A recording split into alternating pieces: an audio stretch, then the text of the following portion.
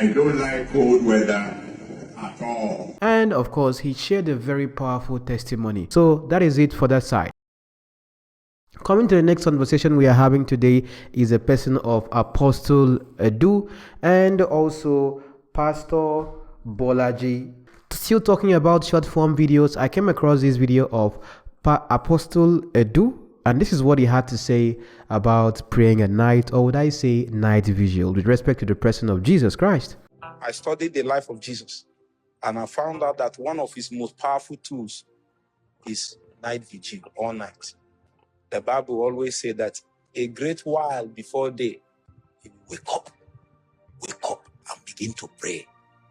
When he prays for long, then by 3, 4 a.m., he will begin to walk on water, not because he planned it, but because he needs to catch up with the people that thought that they are moving ahead in life.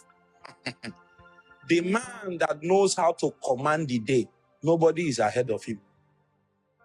All you need to do is to come to the altar and learn how to put fire there. Put fire. Now, but I read the comment and I'm like, people are really questioning this. Now, this is what I have to say about this before I get to look at the other part of this here as well. Even though the Bible makes us understand that we have to pray without ceasing, how can you even pray without ceasing? That means your lifestyle has to be a life of prayer, not just you practically always sitting down and then kabashing, if you like, praying in tongues the whole day. When you go to work, your secular work, except you live in church the whole day, that is your business. You have to focus right there and deliver at your work. So if your lifestyle becomes a lifestyle of prayer, that means even as you are living your life, as you live and move and have your being, it is more of like you still being in fellowship with God. When it comes to the timing of praying, probably at that particular time at night, one thing is probably building also a consistency for yourself, or would I say a discipline for yourself, that you are saying, okay, I've got 24 hours a day. At this particular time, it is time I'm setting aside to be more of like, okay, at this time I'm focusing on, having a fellowship with God at this time. Some people might be like, okay, I don't have a specific time to be like, okay, this is the time I'm talking to God. My life is always a life of prayer. At every side opportunity I have, I'm being thankful to God, and that would be their own lifestyle of prayer. But on the other side as well, this is what Pastor Chris Bolaji had to say about the useless doctrine of what people believe about praying at midnight. This is what he had to say. There's this new thing that prayer is more powerful at midnight. Useless theology. There's no time your prayer does not work. Wake up between 12 and 3. And they say when you wake up, they say that's when demons are working. Did you go to school? When you are up 12 to 3, those in Canada, what are they doing? Are they up or they at work? So what are the demons doing there? First of all, spirit don't work with time. Don't you understand that? Spirit don't work with time. The only reason why you pray a lot in the night is this, because that's when you have a lot of quietness. There's nobody disturbing you, and you go to work. What will you find that time if not at night? But no hour of prayer is superior to the hour of prayer. So Jesus Christ prayed all night and healed all day. Now what he said right there, now let me ask you a question. Did you see the Bible talk about like night vigil probably as a word? I guess not. Okay, let's look at that as well. Logically, even what he said right here, without him even having to quote a scripture, it makes sense to you, right?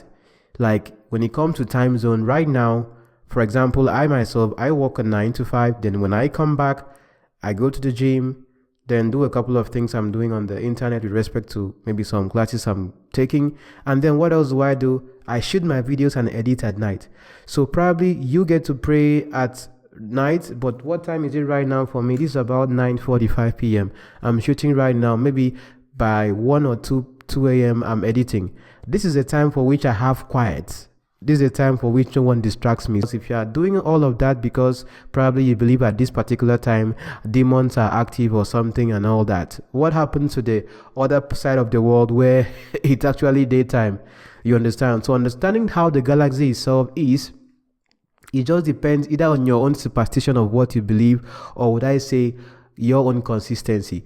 Normally I would say in Africa, darkness is always seen as, the time where demons are active or something, because we don't even have light in Africa.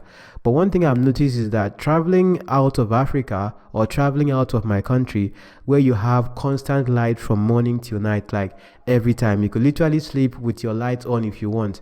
You'll now be asking yourself, where are these demons? Like, where are they? Where is all that fear you used to have at night? Because you're walking on the street, there's security camera everywhere. Like, even the only place there is no CCTV watching you is inside your house. That is if you decide to put CCTV. But the CCTV at even outside your door. So that element of fear of this happening to you, some way just gets to disappear. And probably you might see yourself not 𝐻𝐵𝐵𝑔ing and tongue-gulating like you would always do before. I'm just saying. But again, if you don't have a good prayer life when you are probably at home in Africa, it will be hard for you to cultivate that when you are outside, because when you are outside, you are more focused on your job, your career, making things happen, and that might be the last thing you would think of, because the demons that were chasing you before, probably they're not chasing you anymore. I don't know about you, but that's also from a personal experience. So this as well here, if you have that discipline, it's very wonderful. At least you have a time for which you are fellowshipping with God. What's the point right here? What Apostle Edu himself said, I know he's just to teach his congregation from that short clip that, it's important for you to pray early before you start your day. But if you even have to look at the context of scripture as well, with the whole idea of, he said, always studying the life of Jesus. That was not something that really did happen every time with respect to him walking on water. He walked on water only one time, which was recorded in the 3 accounts in the scripture. I think it was Matthew, Mark, and Luke wasn't. Yeah, Matthew, Mark, and John. So it was just a one-time thing that happened. But using that as a reference as well to the idea of you commanding your day, of course, we know that there are many ministries right now where, the whole online prayer thing is very much active. I am not against that, the NSPPQRS. I am not against you people at all. But I'm just saying that depends. Some people might decide to be commanding their day between 7 a.m. to 8 a.m. like NSDSSB. Some people might decide to be commanding their day in the night to do night vigil. But please remember what this our pastor said right here when it comes to your health as well. I'm a person of night prayer. But if you're a person of night prayer, you must learn to sleep in the day. You're not hearing me. In this church, I warn them, if you listen to a message you hear, all of these people that wake up in the night, pray from 12 o'clock until 3 a.m. That's how to kill yourself. Your system doesn't go well. Your body won't function well. Your heart is impacted after.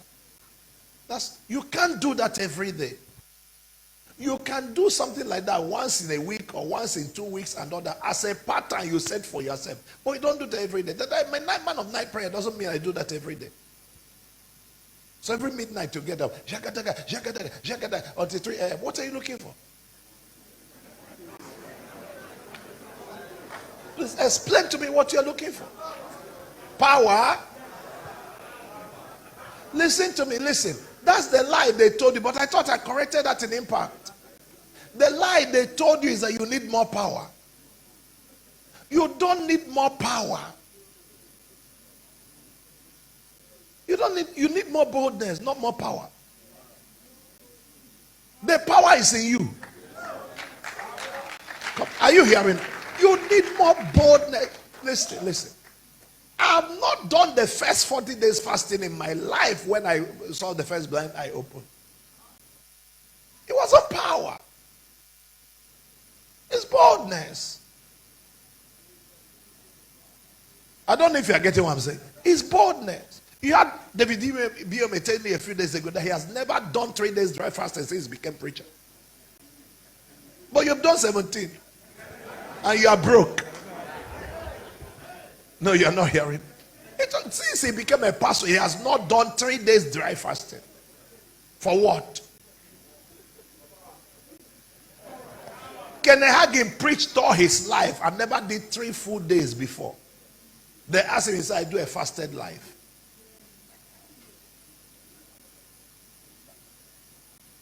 So why are you killing yourself? Every day ulcer, every day ulcer, every day ulcer, every day ulcer. If you have my voice, say yes.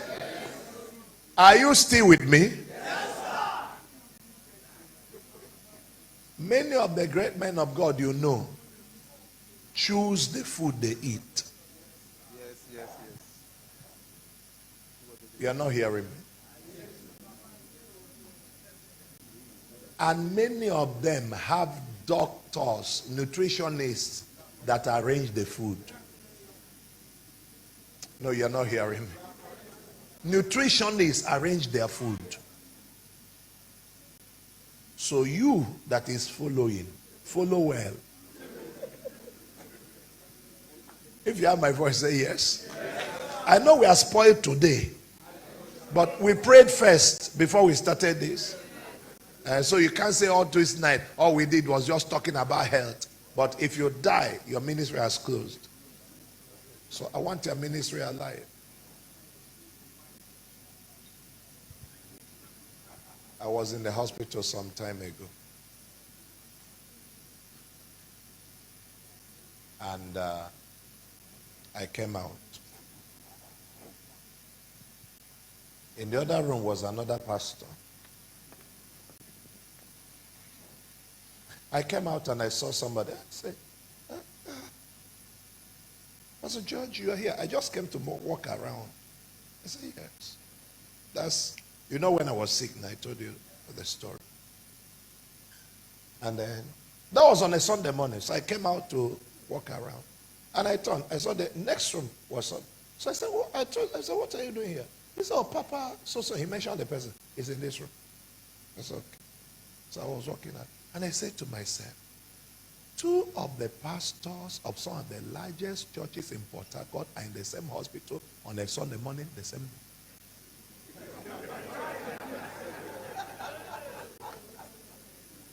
No, you didn't hear me. On a Sunday, this is not a Sunday morning. I'm in room 3, he's in room 5. On a Sunday morning.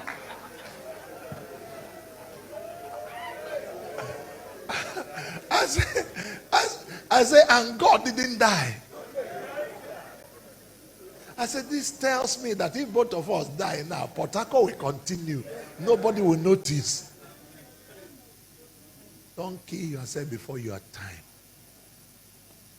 My pastor traveled. He may be in the hospital.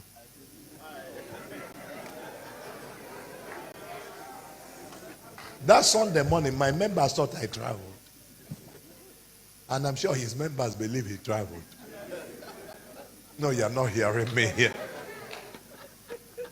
You see, it's important. It's important. I'm begging you. Don't die, you. Don't die. 𝐻𝐿 Koeman died from not taking care of us. In this country, he talked about TB Joshua. What of Papa Idahosa? How old was he when he died? Was up to 60. He was 50 something when he died. And his colleague is not still preaching. But his energy was too much. My younger brother, I call him my younger brother, Jerry. Every time I call him, I say, have you slept?